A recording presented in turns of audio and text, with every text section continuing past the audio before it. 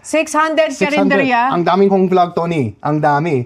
Wait, sa 600 na karinderya, ano yung pinaka-memorable na karinderya ang nakainan mo? Kumain ako sa isang resto, ang pangalan Emily in Pares. yes! P-A-R-E-S. Hindi Nakikita Emily ko yun. in Paris, Pares. Tapos yung order ko is Pares at saka yung mami nila at isa pang dish. Habang kumain ako ng mami, biglang pumasok sa isip ko yung mga memory of childhood. At hindi ko alam kung bakit.